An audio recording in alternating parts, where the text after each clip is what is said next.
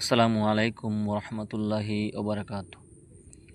সম্মানিত দিনী ভাই বোনের আজকে আলোচনা করব বেহেশত লাভের জন্য কেউ প্রস্তুত রহিয়াছে কি। এ কথাটার অনেক অর্থ আছে। বেহেশতের হাকিকত, উহার নিয়ামত সমূহ এবং বিভিন্ন আস্থা আপনি অধ্যয়ন করিয়াছেন।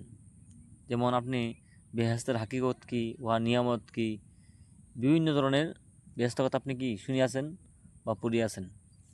সুতরাং বেহেশতে প্রবেশ করার জন্য বোধহয় অবশ্যই আপনার মন চাহিতেছে, কারণ আপনি যেহেতু আগে বেহেশত সম্পর্কে জানছেন, বেহেশতের নিয়ামত সম্পর্কে জানছেন, এজন্য প্রত্যেকটা মানুষই চাই বেহেশতে প্রবেশ করার জন্য। কারণ বেহেশতের মধ্যে সে অনেক কিছু পাইবে, এই পাইবে সেই পাইবে, এই জন্য বেহেশতে প্রবেশ করার মন চাই।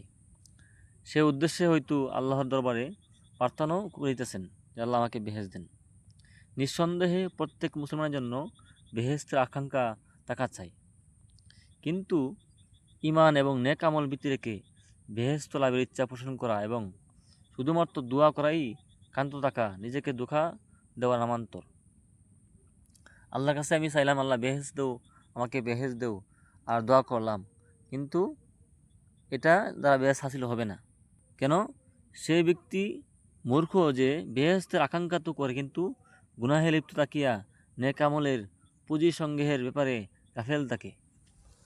এখানে মূল কথা, সে বেহেশতের আকাঙ্ক্ষা করে কিন্তু গুনাহের ব্যাপারে লিপ্ত থাকে, গুনাহে লিপ্ত থাকে এবং নেক আমল করে না, সেই ব্যাপারে সে গাফেল থাকে। মুয়াজ্জিন আল্লাহর দিকে মানুষকে আহ্বান করে, আজান দেয়, কিন্তু সে আজান দিয়ে নিজেই শুয়ে থাকে, সে নামাজ পড়ে না, তাহলে তার আজানের কী লাভ হবে? সুতরাং তেমনি বেহেশতের আশা করে কিন্তু সে নেক আমল করে না, সেই বেহেশতের আশা করলে বোকামি হবে।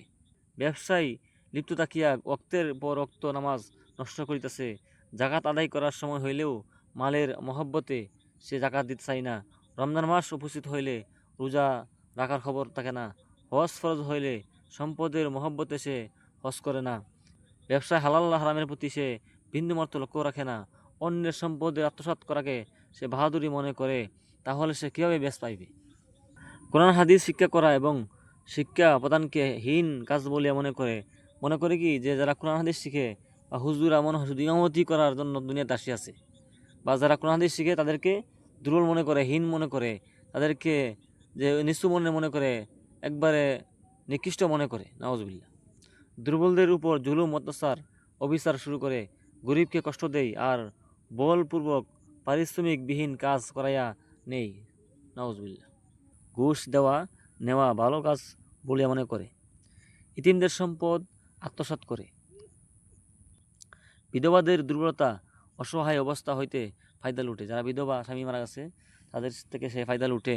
নাউজুবিল্লাহ। একে অন্যের অধিকার গ্রাস করে নেই, নফল ইবাদতের বয়ে পালাইতে থাকে, আল্লাহর জিকির হইতে দূরে থাকে। এ সমস্ত কাজ করলে ওই লোকটা কীভাবে বেশ পাইবে? এরপরও শুধুমাত্র বেহেশতই নহে, বরং বেহেশতের উচ্চ মর্যাদা লাভের আকাঙ্ক্ষা করা নির্বুদ্ধি ছাড়া আর কি হইতে পারে? যদি বেহেশতে যাইতে হয় তাহলে পূর্ণ জীবনই আল্লাহর এবং রাসূল সাল্লাল্লাহু আলাইহি ওয়াসাল্লামের নির্দেশ অনুযায়ী জীবনযাপন করতে হবে। কুপ্রবৃত্তিকে দমন করতে হবে। কুপ্রবৃত্তি হলো দুনিয়ার লোভ, নফসের চাহিদা দমন করতে হবে। এক কবি বলিয়াছেন, সর্বদা গাফেল থাকা তোমার বৈশিষ্ট্য নহে, মনে রাখিও বেহেশত এত সস্তা নহে, দুনিয়া তু প্রতীকে চলার পথ মাত্র, ইহা অবস্থানের স্থান নহে, আরাম আয়েশা আর যেমন খুশি জিন্দিগি চালাইবার স্থান নহে।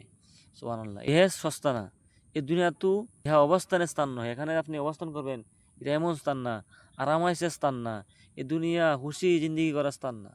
আমাদের সবাইকে একদিন মরতে হবে, কবরে যেতে হবে, আসর নসর ফুলচিরা, তারপরে হলো গিয়া আমাদের চির বাসস্থান বেহেশত। আল্লাহ রাব্বুল আলামিন আমাদের সবাইকে আল্লাহর নির্দেশ এবং রাসূলুল্লাহ সাল্লাল্লাহু আলাইহি ওয়াসাল্লামের সুন্নাত অনুযায়ী জীবন গড়ার তৌফিক দান করুক। আমিন। আসসালামু আলাইকুম ওয়া রাহমাতুল্লাহি ওয়া বারাকাতুহু।